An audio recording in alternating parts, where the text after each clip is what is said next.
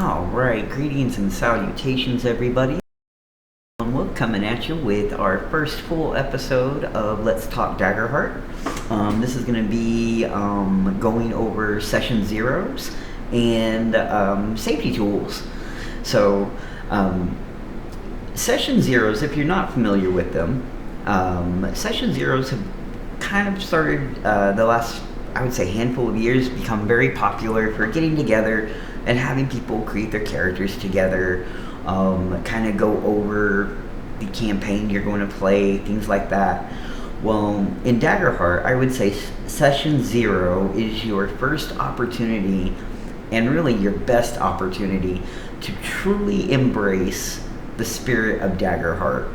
Because unlike, I won't say all, but I will say the majority of roleplay games out there in the market have always kind of been where, regardless of whether you're using a pre-made adventure or you're doing it yourself from scratch, it's really been traditionally on the game master to create the world, to create the story, the campaign, and then get players and put them into that game that you have created. With Daggerheart, it approaches it more collaboratively and jointly than any tabletop RPG that I have seen be successful on a big scale. I know that there are some indie games and some smaller games out there that do similar things. I think from what I have seen, and I by no means am knowledgeable of all roleplay games out there in the universe, I would say that I've got a pretty good handle on quite a few, but I'm sure that there's ones out there that I've never played, never even heard of probably, that people love passionately and enjoy. And you should always love the game you're playing. If you love the game you're playing, then play it. Definitely. I'm just bringing this to you because I believe this is going to be something that, one, I'm going to love to play, and I think a lot of other people are going to love to play.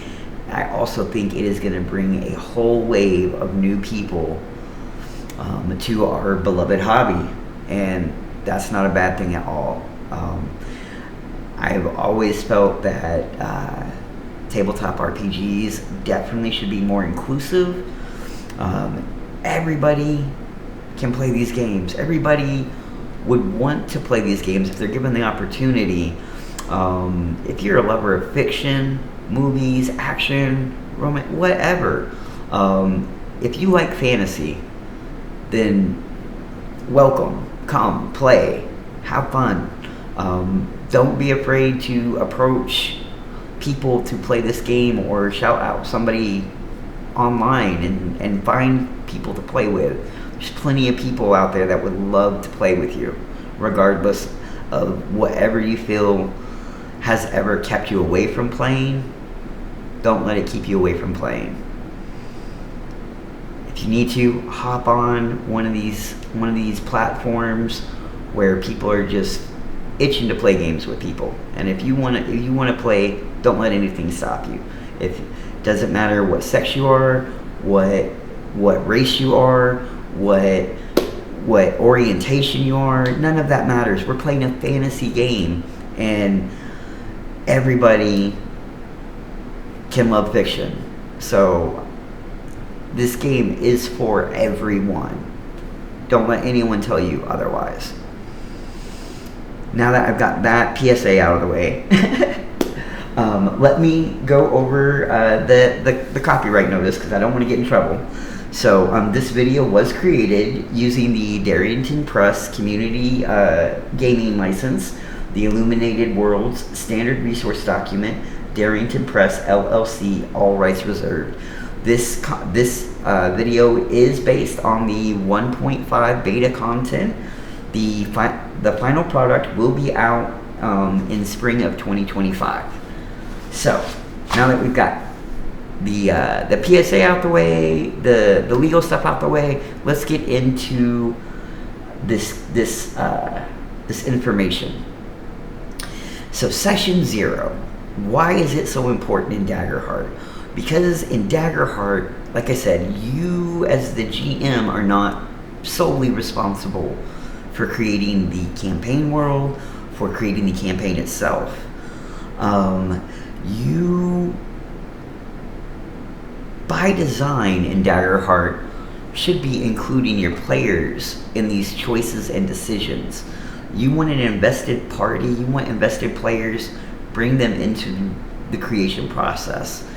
Let them truly be invested and have influence on your game world, on your campaign, and you will see people become more invested and put down the extra little fiddly bits and the things that distract players whenever they're into it, but they're not all the way there, because maybe this campaign wasn't exactly what they wanted, but it's what they got, and they're willing to play. Definitely, they may even have fun playing, but you're not always gonna hit home with everybody whenever you choose a pre-made game campaign product, or even if you have designed something yourself without players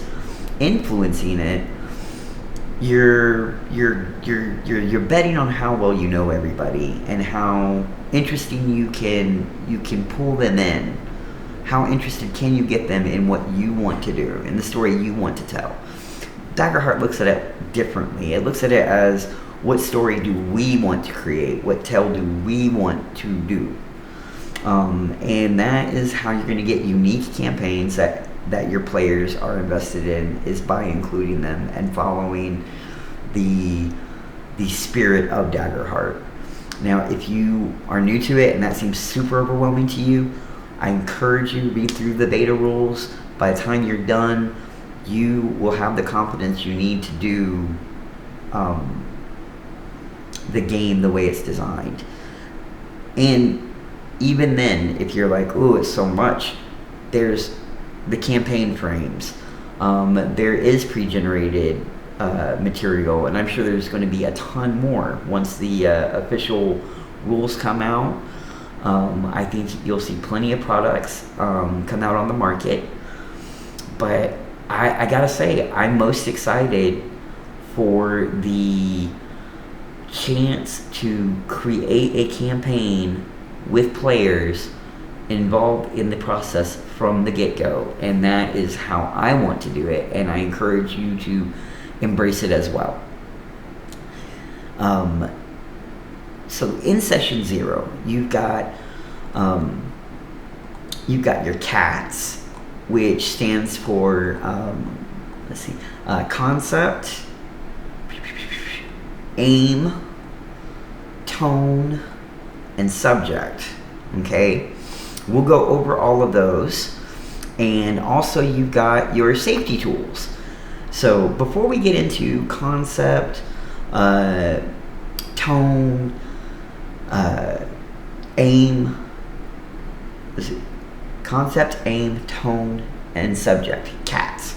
So before we get into that, let's go over the safety tools, because these are how you're going to approach and something you're going to want to touch on with your players to make sure that everybody is comfortable at the table.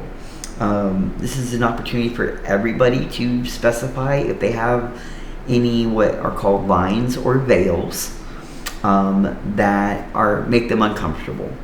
What's the difference between lines and veils, you ask? Lines are something that you definitely just, for whatever reason, and you should respect this, because not everybody wants to get into all the details of what their reason for not wanting something in the game. Maybe they've got a phobia, maybe they've got a personal situation that has happened in their past that makes them uncomfortable with certain subject matter, or maybe they don't like certain things or like I said, maybe they have a phobia or something makes them uncomfortable. Doesn't matter what it is. Respect it. If it's a line, if it's something that's so large that you don't feel that you can run a fantasy game with, somebody that says like, oh, I don't want violence in the game. Well, I mean, for a tabletop RPG, especially a fantasy one, that would be a hard thing to do. But it could be done if you had a table of people willing to do so. It would be very challenging, but even that could be respected if that was you could take it all social and work out different ways to do things. But this is more of, maybe someone, for example, doesn't like spiders. So there should be and they say, I can't deal with spider stuff. So they would have a line, no spiders. So anything that and you can clarify this during session 0, the lines and the bells. Does that mean anything spider-like at all? Or is it specifically spiders? Would a beetle be okay to replace a spider? Or is that too insectoid still? And it will depend from person to person. Some people might be like, yeah, no, creepy crawlies in general are just no for me. Somebody else might have something, plenty of people do not like clowns. That's an understandable thing. Maybe that's a line for somebody. Maybe somebody else. And let's give an example of veils. So veils would be, like, say you've got a player that says, clowns make me uncomfortable. Like, I'm okay as long as we don't have any creepiness going on with clowns. I can handle a little uncomfortableness with, like, the presence of a clown or something there. But I don't want any adversaries that are in clown makeup, no killer clowns, anything like that. That would be a veil. It's a very touchy subject, but not something that I'm gonna just immediately be like, no, get up, walk away from the table. Some people, that might do it for them. That would be a line. If it's a veil, it's something that is a touchy subject, but something that has not been decided to be excluded. Sometimes it'll be a subject matter thing. If you're running a table with minors at the table, obviously, you want to put up some lines on your subject matter of what is acceptable and what's not acceptable. There should never be any kind of real world hate in your games, based on anything that people really deal with that have real issues of hatred in the real world. Just leave that out of your game. There's plenty of fantasy things that can motivate your players or be brought against your players without bringing in real life issues into the game. So I would encourage you to not allow that into your game. If there's certain subject matter that the table wants to deal with, to maybe address in a fantasy setting because it's not easily addressed in the real world, then that's something that you can bring up to your table and discuss, and that's a matter for your table. But you should not have any real world racism or exclusions at your table.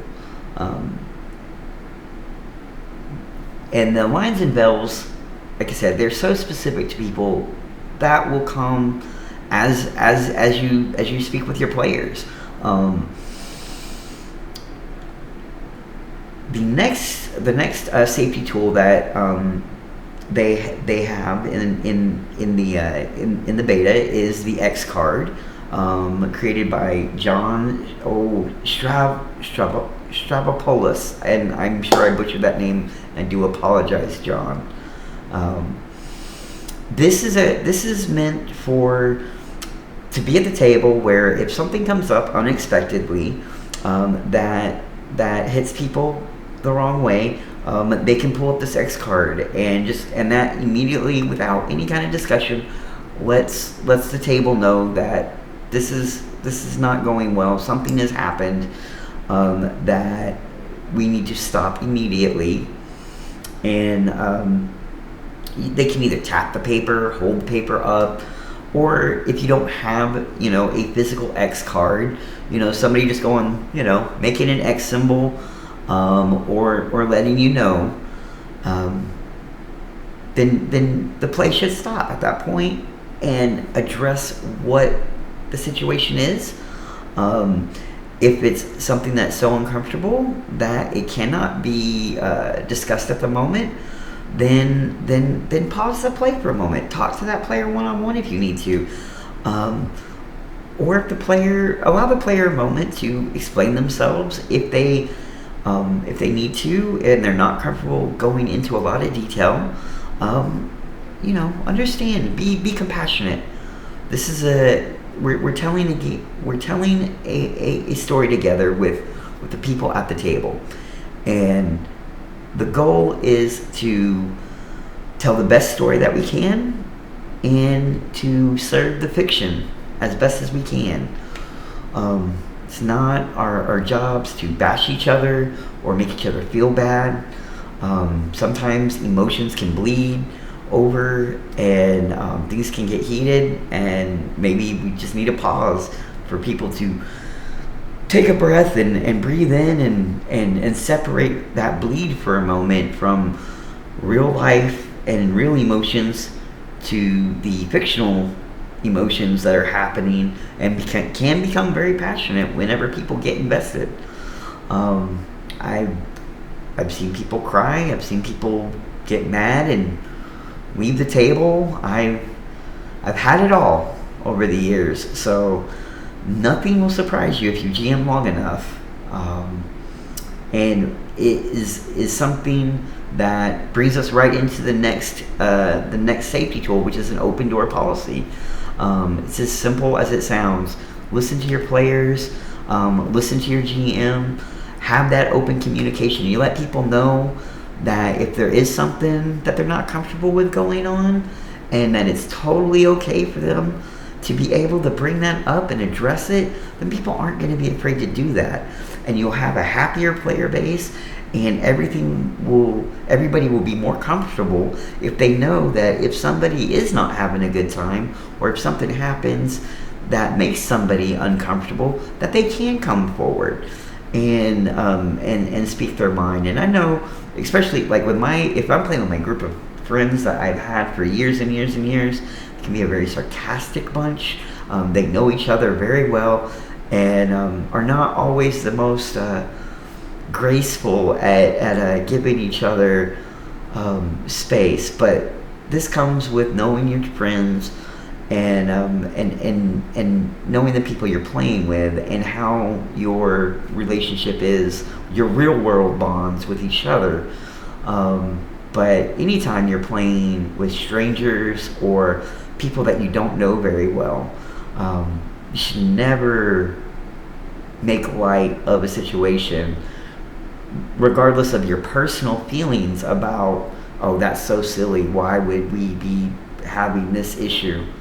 Doesn't matter. If somebody's really bringing this up, no matter what it is, respect that, and let it get worked out. Because what are we all here for? We're all here to have a good time. Ultimately, we all want to have fun. We all want to enjoy ourselves. Your individual goals can be set at the table. Your level of how and that will come in those steps that we discussed earlier. That cats, we're going to get into themes, aims, content, subjects. All of that's going to get covered, so you'll know how goofy to be or how serious to take it. You embrace that at the beginning. It will solve a lot of problems down the road if everybody has a clear understanding at the beginning of the campaign where you're at and what the expectations are. Set the expectations early. People won't be disappointed later. So This is how you get people to all get on the same page. And you want to ask questions, of course, to get the answers that you need and the clarity that you need. If there is confusion, or you do need to specify more on those lines, veils, or things like that. But I definitely encourage from the beginning, even if you decide nothing else, that open door policy needs to be very, very real.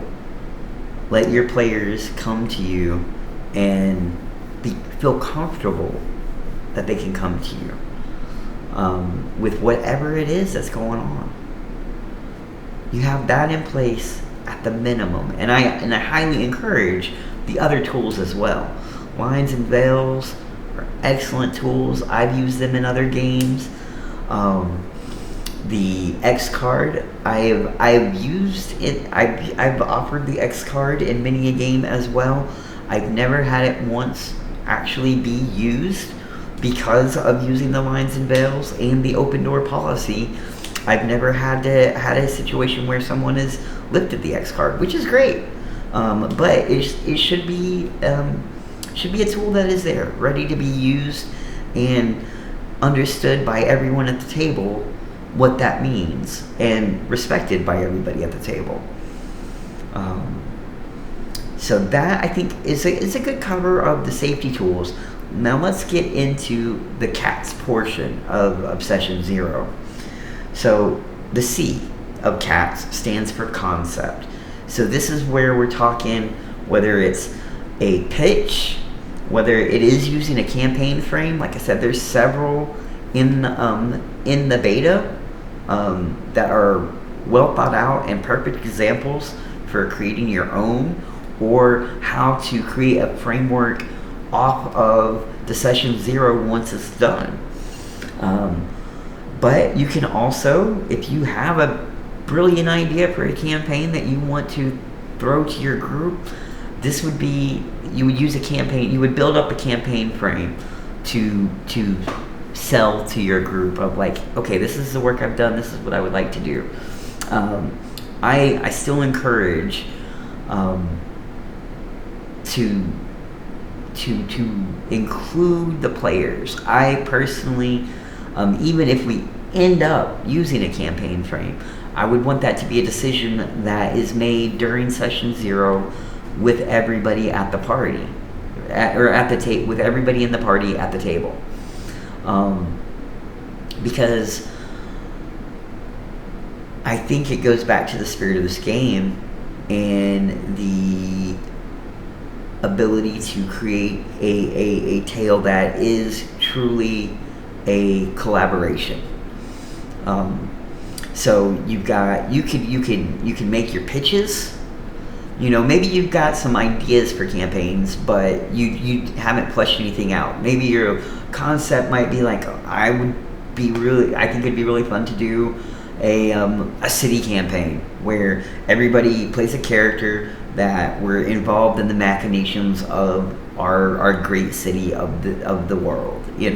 Whether that be, you can take from fantasy settings, like you look at like Waterdeep, Absalom, Greyhawk,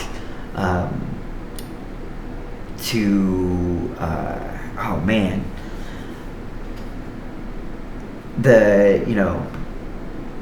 the New York City or London of your world, where this is a major focal point kind of campaign where we're not going to be doing a bunch of traveling across the planet or even venturing off to other places, unless in the fiction that's what's decided. But the intent is to play in this one city, create characters that are founded in the city, and build that up. Or maybe someone wants to pitch a war campaign or a classic dungeon delving campaign, or maybe you want to base a campaign on anime style isekai adventures where your players are part of an adventurers guild, and it's all about moving up in the guild, and you can do that as you level up, and you can build up in the campaign. It's one of the things I would love to do. I think it'd be a lot of fun. But those are basically pitches, or you can come to the table with an open book, an open mind, and sit down and say, okay, gang, group, people, what are y'all interested in? What kind of characters you want to bring? Let's spitball. Let's have a discussion. And if everybody no one throws out any pitches, no one's got a set framework they want to work off of, it's okay to come back to the concept. Maybe sometimes, and like some examples that they give in the beta, like childhood friends, reuniting at a funeral of the village elder. They uncover a secret and that could break the world or save it. So you could start with something that simple and say, let's build on that. Or, maybe you want to go very steampunk and say, I don't know much, but I would really like a steampunk vibe, kind of, almost fantasy industrial revolution kind of mixing. Or maybe there's some big impending disaster that's going to happen. You can go with these big, epic, world-shattering event campaigns, or you can take it down to the childhood friends reuniting. And it doesn't have to be something that is so big that it's the save the world thing. Maybe it's something you want to keep it very narrow focused and be all about, we're trying to save our town, our little village, or our little town. That's going to be the entirety of the campaign. So whether if that's going to be the framework for your campaign, if that's going to be the end goal, then you have plenty of time to work out that thread and let the fiction build it up. But remember that this is the concept, is saving this town. And that should remain in the focus. But you can always come back to concept as you go through the other letters in the cats. So next we're going to move on for now to aim. And this is the, if concept is the what, then the aim is the why and how of it. And it can even include the where, but it's like, what are you looking for? What is the goal of this campaign? What is it driving? What's the agenda? What are the questions that you're asking? Also, you can include, like, are we playing once a week? Is this going to be a weekly game? Is this going to be a bi-weekly game? Is this going to be a once a month game? Is this going to be, we're going to play as often as we can, but we don't have set days? Set the expectations here as well for the pacing of the campaign, the when, what, or the when, the where, the how, all of that can be put into your aim. And what the aim can include is what kind of mood are you going for? Do you want is this going to be a fun time with friends? We're going to have a lot of laughs. It's going to be very goofy, over the top, beer and pretzels kind of game where nothing's going to be too serious. It's going to be very slapstick, whimsical. Or maybe you've got a group that doesn't want any of that. They don't want happy good times. They want serious drama and a darker tone to their campaign. They want gritty and realistic, or somewhere in between. Is it going to be an epic high fantasy campaign, or is it going to be a more subdued campaign that is more based on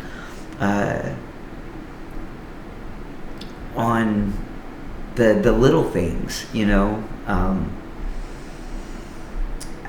The big thing here, I would say, is get down how often the campaign is going to be. The mood, I think, this also can be covered in tone as well. And there's a lot. Tone does a lot to let you know those kind of, I guess, vibes of the campaign. But yeah, this is a good place to discuss those things and what the kind of the meta relationship of the game is going to be at the table with the game as well. So think of it also, and something that they reference in the beta is touchstones. You can use like when you're doing your session 0, somebody is like, oh, I love that World of Warcraft feel. You can touchstone World of Warcraft. Maybe somebody is a big fan of The Witcher, and they're like, I really want to go out and kill crazy, unusual monsters, aberration type things, and deal with that kind of stuff. You could put Witcher as a touchstone, or maybe somebody's got a song that they want to use as a touchstone. Touchstones can be anything that once you know what it is, it brings to mind a reference, and instantly you get a feel. So, like, let's say Thundercats. That definitely gave some people an idea, right? Like, that set an idea for you of what might be that would be a touchstone. But yeah, so definitely moods, soundtracks, fiction, existing fiction, games, anything that will help pull in a certain feeling or vibe into your story. Tone. Now, tone is this, and this is an amazing thing right here that I really am like, wow, how has it taken this long? And I'm sure that there's others that have done similar things, but this tells you, set up, and there's a great, the example is lighthearted, adventurous, gritty, funny, scary, whimsical, intimate, dramatic, romantic, cozy, goofy, political. These are all things that you can address in tone, and you can either totally exclude these things, highlight them if everybody is hardcore wants them in there, or you can leave them on if you maybe got some players that want it and some players that aren't big on it, but they don't want to exclude it. They just personally don't care for it. So you want to give everybody this list, and you want to have a couple of these tones. You want to, and maybe these words, which these are great starting words, I think. And a lot of your good fantasy campaigns are gonna contain moments of a lot of those, if not all of those. Some of them, some groups might want one but not the other. I know some groups that would definitely not want whimsical in there or goofy. I know other groups that would prefer whimsical or goofy to scary or romantic. Some people approach romance in RPGs as scary. They don't want to deal with it. Same thing with politics. In which we're not talking real world politics, of course, but we're talking about political intrigue, things in the game that that are of that nature. Not for everybody. Some people like really gritty stuff. Some people don't. But you go through this with your group at the table, and anybody doesn't want something, you exit out. Everybody wants something, underline it, bold it, make it a pivotal point for your campaign that everybody agrees they want the drama. Bring the drama. If everybody wants the super adventurous game, but maybe you've got a couple players who are interested in maybe some romance with their characters, but a couple of people really aren't, then you can leave romantic on the board, but you don't highlight it and make it bold. You don't want it to be a major part of the campaign, but you want to put enough in there for the people that want it, but not so much that the people that aren't crazy about it are like, and as players, you need to realize also to be willing to give some on all these things. Only really cross out the things that you and if you really can't take something, if Goofy is gonna throw it right out the window for you, then mark it off advocate for it to be marked off the list. If someone else is super goofy and they're like no, and they want it bold and you want it X'd off, then you can't come to an agreement, then maybe it's at this point during session 0 when y'all should look at, okay, well, who's gonna give, or maybe it's time for the people at the table not to play in the same game. And that doesn't mean one person is right, one person is wrong. It just means that you've got two different dynamics that are opposing each other. One wants super goofy and one wants no goofy. Then there's got to be a meeting in the middle, or somebody's got to give. And that can be a hard thing, but it's better to learn that in session 0 at the beginning than to be 5 sessions into the game and you got your person that loves goofiness living their best life, doing every absurd thing they can think of, and the person who does not want goofiness in the game at all losing their mind because they want realistic expectations of how people are going to react to things, and goofy player is going around smacking random NPCs in the face with fish, and expecting nothing to come of it, or doing whatever craziness your players are going to do. So I definitely encourage the agreements on getting tone expectations with your party.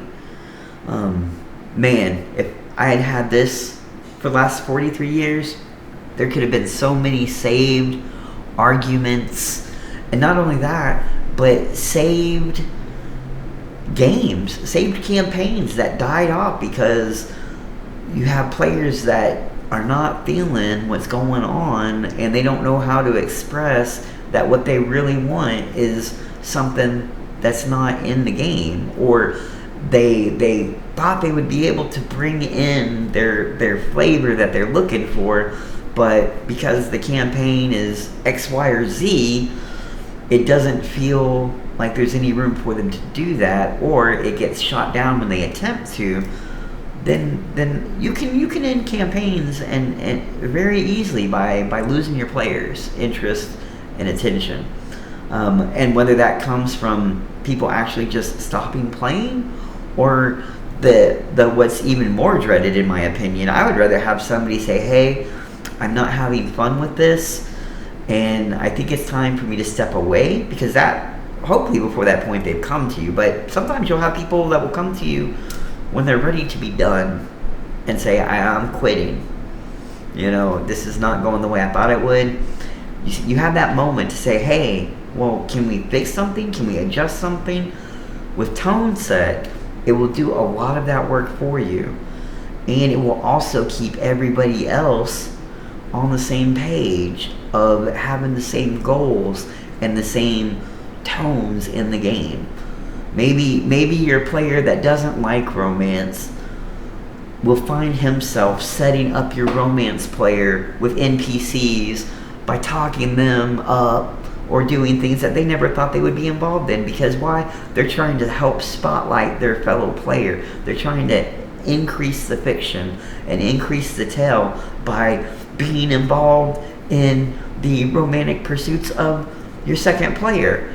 And then when it comes time for the second player, maybe your first player's a super gritty kind of person, and they want those moments of just kind of darker, realism, things that feel just a little messy, a little more for the romance player. But the romance player is going to be a little bit more on board if they're having fun with what they're doing.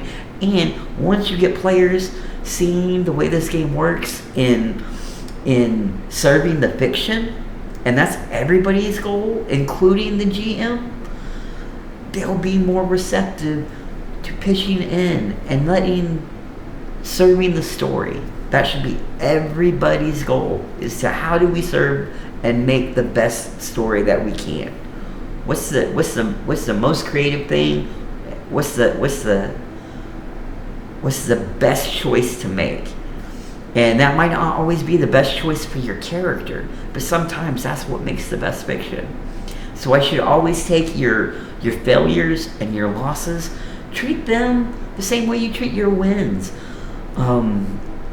You look at the fiction that you love, and do you love the fiction where nothing bad ever happens and the heroes are always winning and they never have any real challenges? Those get pretty boring.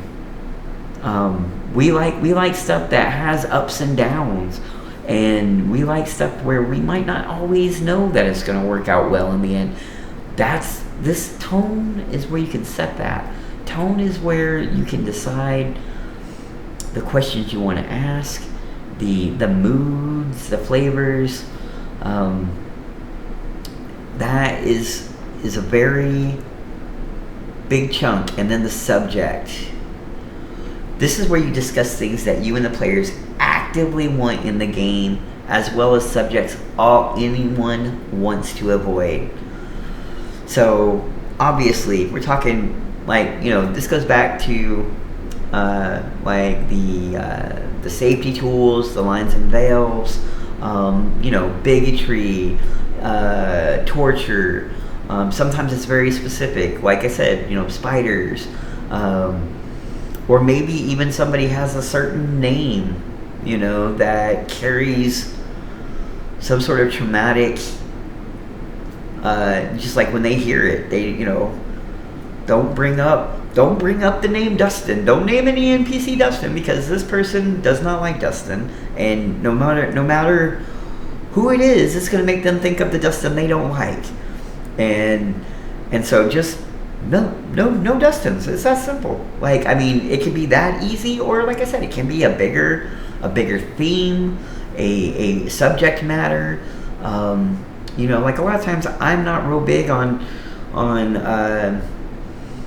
overly sexualized content. I have no problem with telling a mature story or anything, but do I want to have detailed discussions about the intimate details of an encounter? Not really, not specifically. I've done some in the past that I at the time was like, okay, well, they're taking it here, I guess I'll but I moved on from that pretty early on. Once I realized you as the GM can say and we'll fade to black right here, you want to make a roll, go for it, whatever, and we'll leave it at that. But we're talking more subject matter in general. Especially if you are going to be touching subject matter that is dark or is easily something that can make people uncomfortable, you should definitely make sure everybody's on the same page for that at the beginning of the campaign. And if you find yourself, and if that's not the intent of the campaign, but you find yourself slowly going down this darker and darker road following the fiction, check in with your players and make sure that it's okay. And if you've got those safety tools in place, they will get used if people are uncomfortable. The open door policy being amongst the biggest, I think. But address the things that you know you want to include or exclude from the game. Personally, I pretty much am like, I will not. One of my things that I'll be putting in there as something that will be excluded is I'm going to exclude slavery in any kind of there's no positive slavery light in my fantasy worlds. There's not gonna be that. Slavery is a horrible thing, and regardless of the tales and the fiction that we have of different things about someone being a good slave master or a different situation of slavery than what we've seen in reality, that's fine, and it may be something that some people want to do. Definitely something you should cover in your subject. I personally will be putting there will be no positives of that, no real world bigotry, which you got to, it's a changing world, y'all, and you should be making the things that are wicked in our world not be acceptable in our fantasy worlds, and they often have been for too long, and that should not be the case. So that's my little, I'll get off my soapbox now. But definitely talk about your subjects with your players, and this can go from everything outside to inside, but definitely a good thing to talk about. And then, so once you've got some of these things figured out, you can ask some questions. Once you start getting things going, ask follow-up questions about the bigger picture. If you start getting people throwing out different things, follow up on what they're feeding you. They're giving you ingredients. Start cooking. And because just because you got ingredients, you can make a lot of different things with the same ingredients.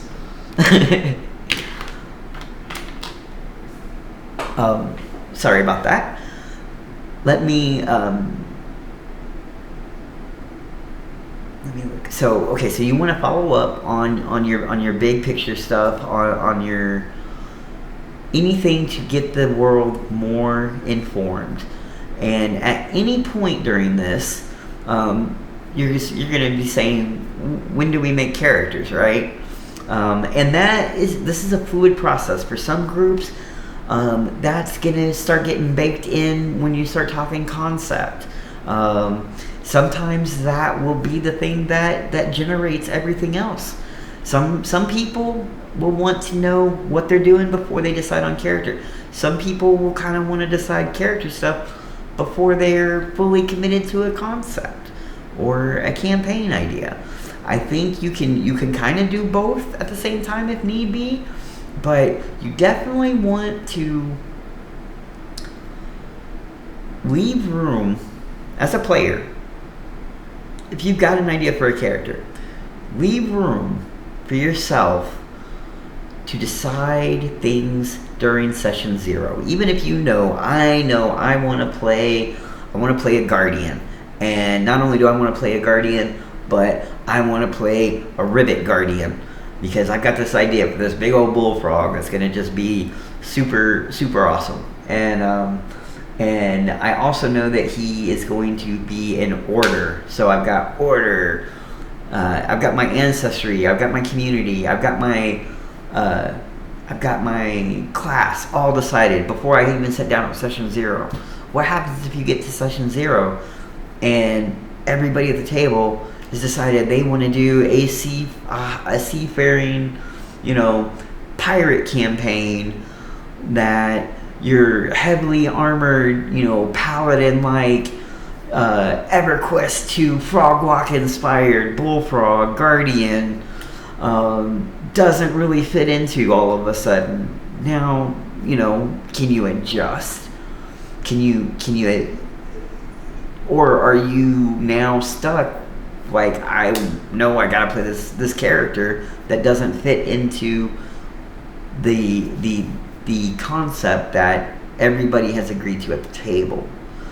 So that's why I encourage not making any final decisions before you sit down for session 0. You wanna have your ammo in your belt. You wanna have some things ready. That's fine. Be prepared as you want to be, but leave room for all the other people at the table to influence those decisions. Because you could still be your rivet guardian that's from an order community that is on that pirate ship. But maybe instead of being so knightly, now you're, maybe now your guardian is kind of the big guy that is the tanky, the tanky guardian. What is he doing? He comes from a community of order. How did he get on a ship full of these pirates or privateers? These swashbucklers. What happened?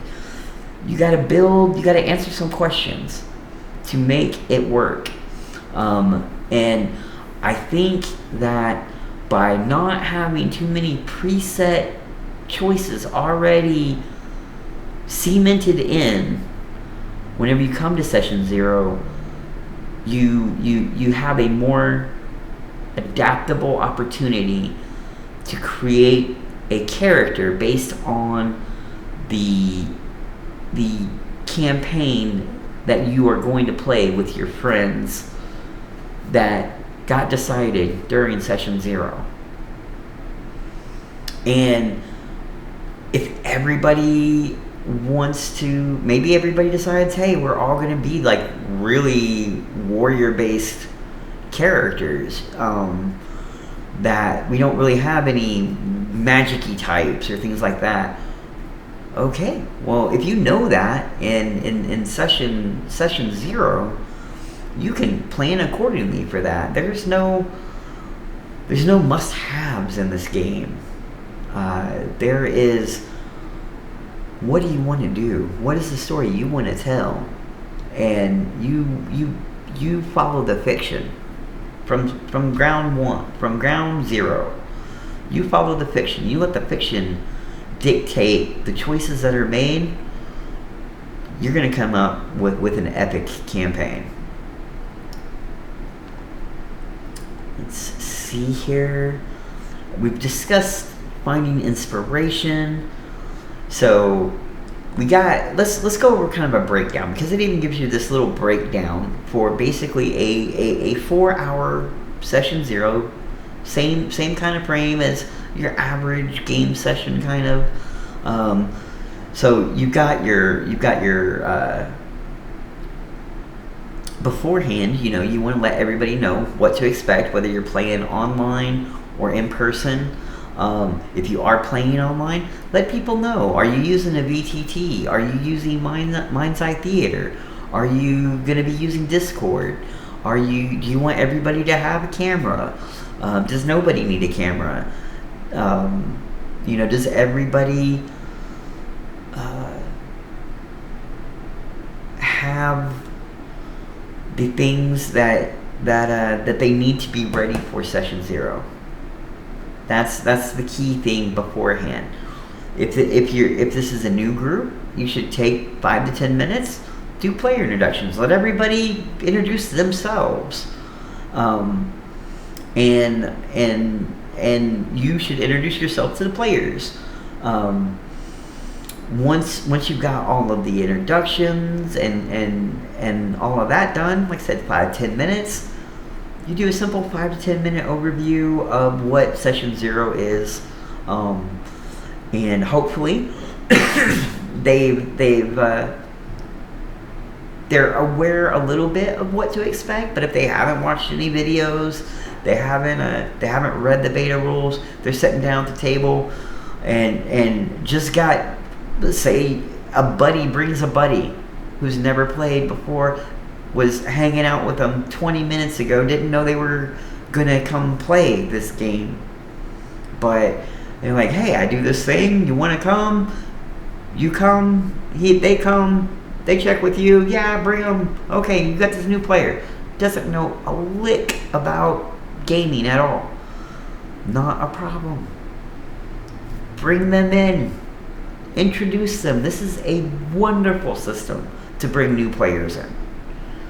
It is so fluid and so based on the fiction that players are going to be able to do things and just describe what it is they want to do, and you will be able to work out, okay, what do we need to do? How do we address it? It's that simple. You don't have to worry about getting bogged down in mechanics, explaining complicated things, even combat. The diversity of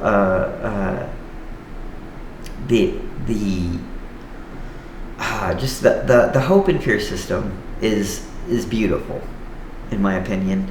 It's done away with so much of what can really bog down a game and really pull you out of the narrative. I don't know how many times I've been in a situation where I'm totally yanked out of the fiction because we're now rolling initiative, and even though character A is the one that initiated everything and triggered the initiative by saying, I'm doing this. Well, roll initiative. Everybody rolls initiative. Now they're going 5th in the order. That makes no sense. Now, a good GM will allow that person who initiates the thing to trigger initiative to act first. Should be, no matter what system you're playing. Let me give you that GM tip right now. If someone is doing something to trigger initiative, then that thing should happen. Not, okay, roll initiative, and then we'll see if that happens first, or if somebody does something before you get to do that. Because before you just said, I'm doing this, nobody had done anything yet. So let that thing happen. Regardless, that's my GM tip to you. Regardless of what system you're playing, if somebody triggers initiative, regardless of your rolling initiative, let them do that thing, and then initiative ensues. Unless you have specific reasons for, as soon as somebody was getting ready to do something, this person, this NPC was ready for A, B, or C. You can't tell the players that ahead of time. But, if you've got the trust of your group, this will not be an issue. But if this is a regular occurrence, sure, okay, GM. And I've seen that look on players at my own table space. I've had that look myself. And what's even worse is now, not only is the enemy or the opposition moving before you, but so is players C and D, because they're the quick initiative focused characters, and now they're going before you as well. And boy, I have totally lost interest in a session and even campaigns before, whenever these things have occurred. And that won't happen to you in Daggerheart, because there is no initiative in Daggerheart, and it's a beautiful, beautiful thing. Don't put initiative into Daggerheart. Let the hope and fear be your guide, because it will feel more narrative, it will feel more like actual fiction than if you stop, roll initiative, or come up with your own way to do initiative. Just don't do initiative. Let the game work for you, and we'll get into that, and we'll get into all of those, how that works, what that's about in future episodes. But I highly encourage you to take away one thing from this series is embrace the spirit of Daggerheart, and you will win. People always talk about, do you win? Yes, you win. You win when you tell a great story and you have fun at the table with your people. That is how you win. That's how you win roleplay games. And Daggerheart is built for winning. And that is I gotta gush. So you got your player introduction, 5-10 minutes. You got your session overview, 5 or 10 minutes. Basically just going over, for people who don't know what session zeros are, give them a quick rundown. You want to give them the long-winded rundown? Point them to my video. I'll be happy to do it for you. Then it's recommending you spend about 40 minutes on the cat's process. This is gonna be a breakdown, depending on how much other stuff that you're doing in unison with this. Because as we go through this list, you'll see so it's recommending that after the first hour, you take yourself a little 5 to 10 minute break. After you get back from that 5 to 10 minute break, it goes into world building, which world building can also be right there hand to hand with the cats. And then after your hour or so of world building, you take a little break, 5 to 10 minutes, come back for 70 minutes of character creation, where people are actually creating their characters. Now, this may be something that gets done out of order. Sometimes people need to know more about what they're doing with their characters before they want to commit to some of these other these other choices. Also, once you get done with character creation, you're going to be coming back to that world building section, because as part of the character creation, you're going to have your players start fleshing out who their people are, what communities they come from, what's their history. They're going to start building in background. That background is your fodder for your campaign. And a lot of people will create backgrounds that are almost completely resolved, right? Because they're used to having game masters that don't want to bring a lot of their background into their campaign, because their campaign is, maybe it's a pre-published campaign, maybe it's something that they've worked on for years and years, and they've got this passion project that they're ready to present to you and run you through. And that's okay, and those can be a lot of fun. But if someone that's running the game is too structured, they're not necessarily gonna want to pull in a bunch of background stuff for you. But Daggerheart doesn't do that. Daggerheart is all focused on these characters, right? That's the tale we're telling. We're not telling some other tale that you're having to mash your character into. Our campaign, our saga is about your characters, right? It's about the characters at the table. They are our principal characters. Whether they're protagonists, which is really what, you should be striving for with Daggerheart. It's a protagonist. Even if you're doing anti-heroes, it still has the hero word in it, But if you want to play straight up villains, play straight up villains. It's a thing at your table. You can do what you want. But either way, you want your backgrounds to weave things to build upon. There should be unanswered questions in your background. If everything is resolved in your background, what are you giving to your game master to use in the upcoming campaign. You've resolved all your stuff, right? Your background is all resolved. Or you don't have anything. What is if you don't have any unresolved things in your background? Then what is pulling you towards this campaign? And if you're like, I don't know, I'm not good at that kind of thing. Well, then this is your opportunity to look at what you've decided on for your concepts. What have you done with the world building, and pull from that. Let those things help you build your background. If you don't have any inspiration, and think of the more you make your character a real person, and make some decisions that have nothing to do with your traditional game mechanics. What's their favorite food? What don't they like? Is there something that just gets on their nerves? Is there something? What's their favorite hobby?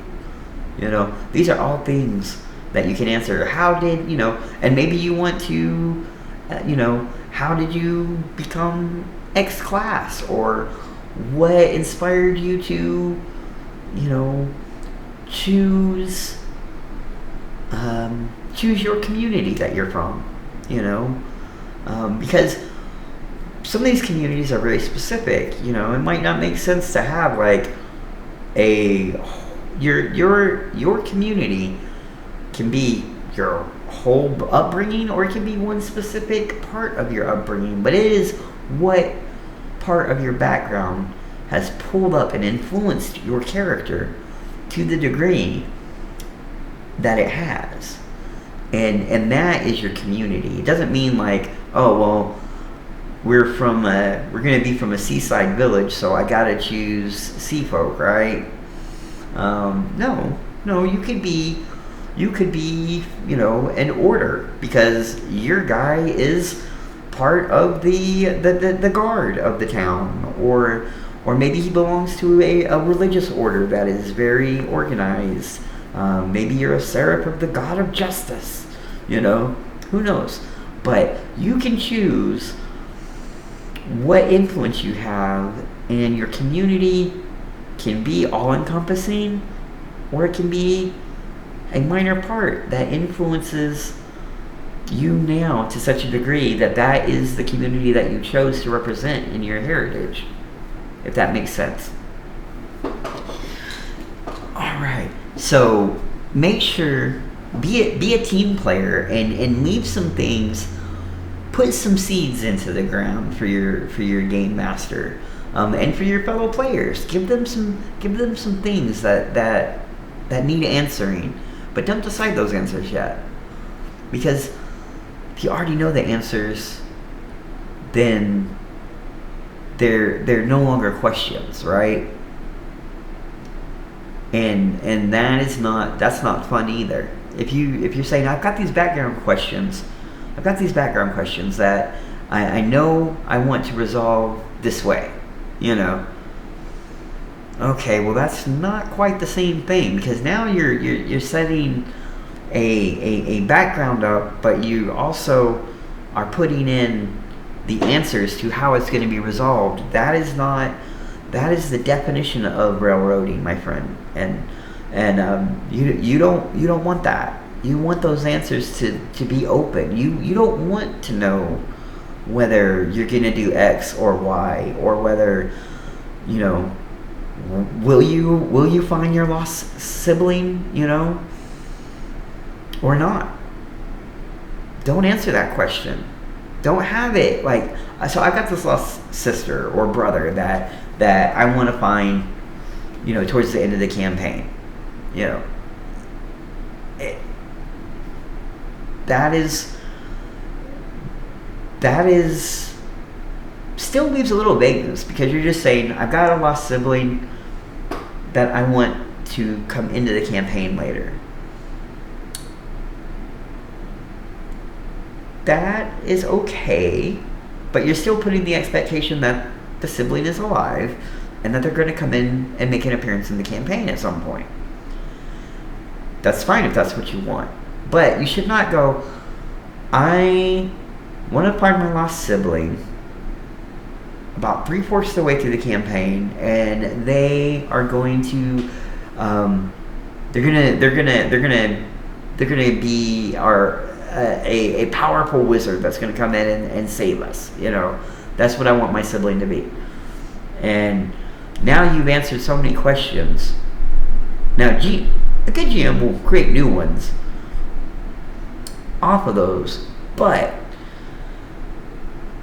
the more you define what you expect that answer to be, the more you will find yourself narrowing towards that one thing, eliminating other potential, more interesting options, because you've already decided that your lost sibling is a wizard and that they're going to come in and save you.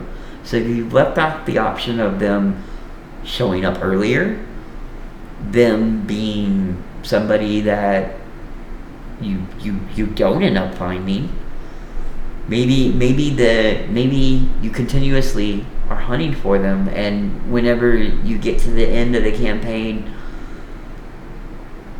it's you find them, but that's the end of the campaign. That would be pretty unsatisfying, personally, I would think. But you don't want to put yourself in a situation where you know the answers to the questions that you want to pursue. I guess is the point that I'm trying to make on that. And then you want to take a little break after you've got characters made up.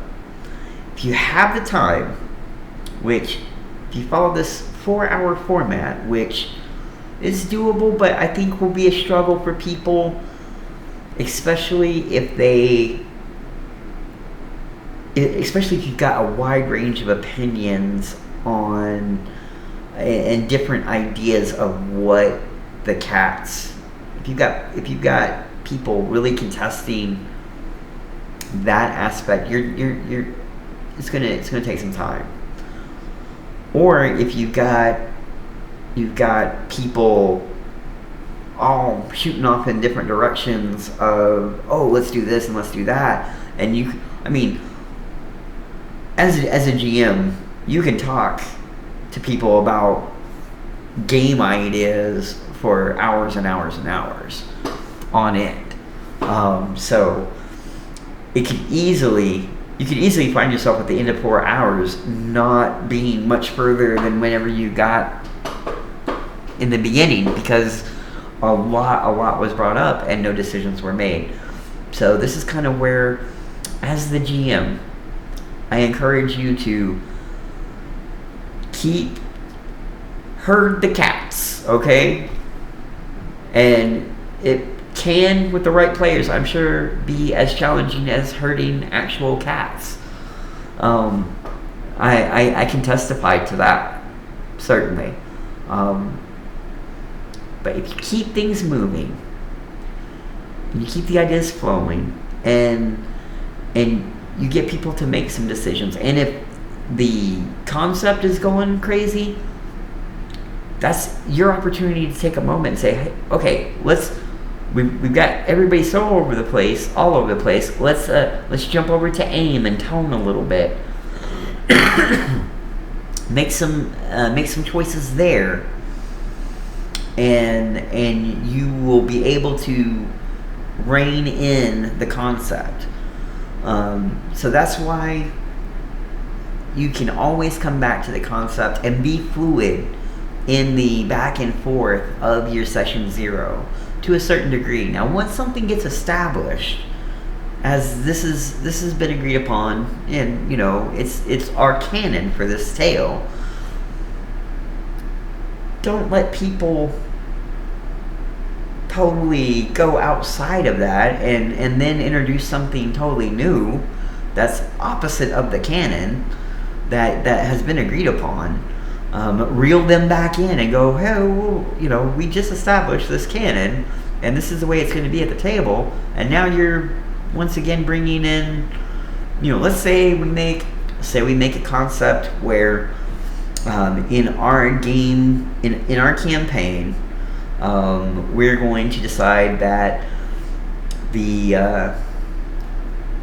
elves of our world are evil, right? They are the societal evil empire, and that has been established in our campaign.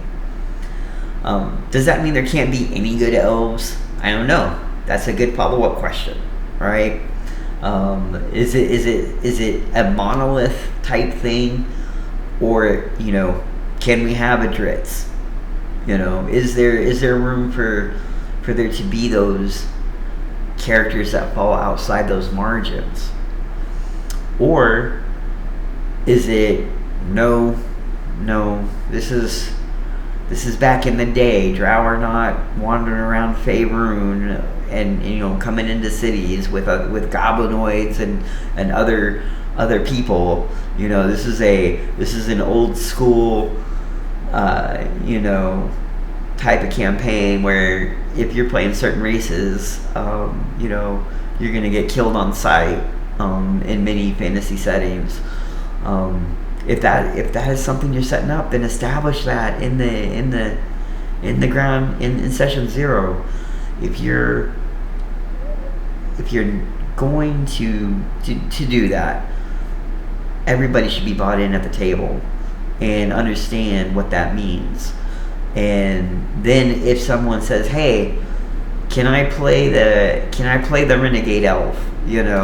I want to play the elf that is betraying the evil empire and working on the underdog side, and being a good person. Okay, cool. As long as everybody in the table is bought in with that, it could be a really cool character to play.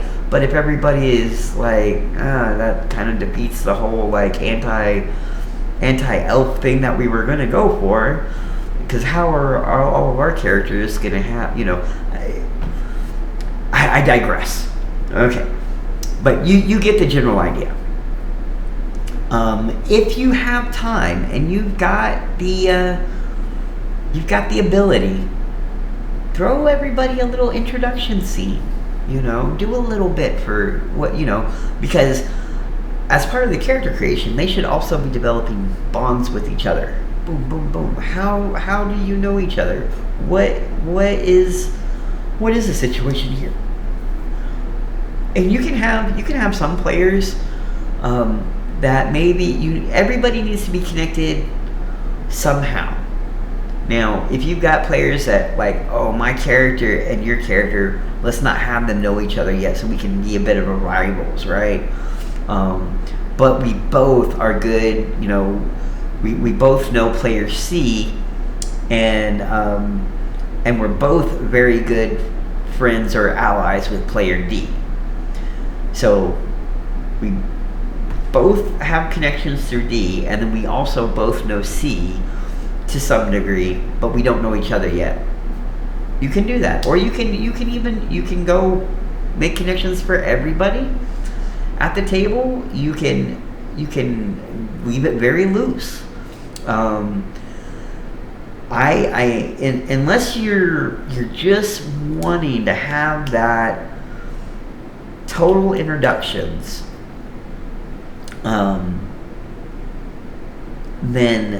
then I would encourage you to put those bonds and those connections in ahead of time, so that way they can get worked into the background. You can connect other things from different people, and if you've got players that don't know how their characters can be connected, and you've picked a very broad concept,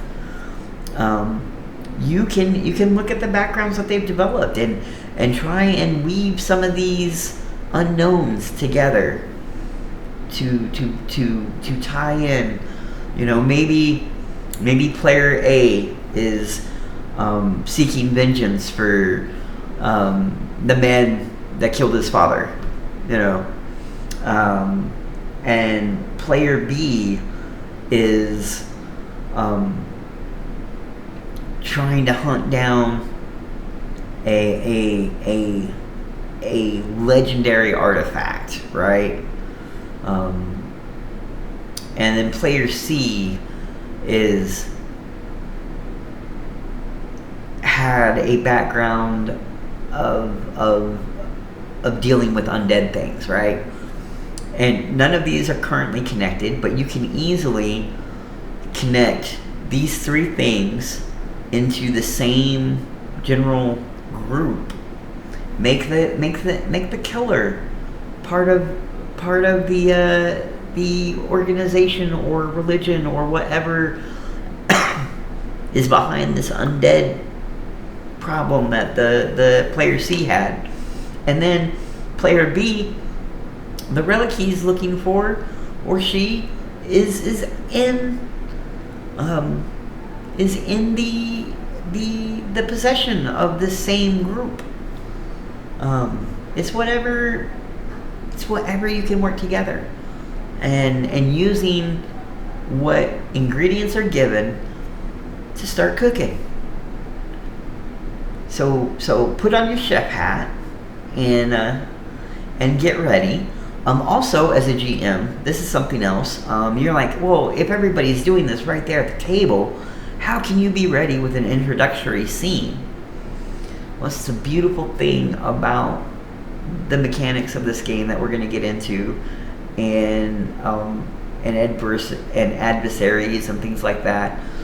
You will see how easy it is to be able to have some things in your back pocket that you can flavor to taste how you need to once everybody's done with this, and throw in a simple introductory scene. There doesn't even have to be adversaries in your introductory scene.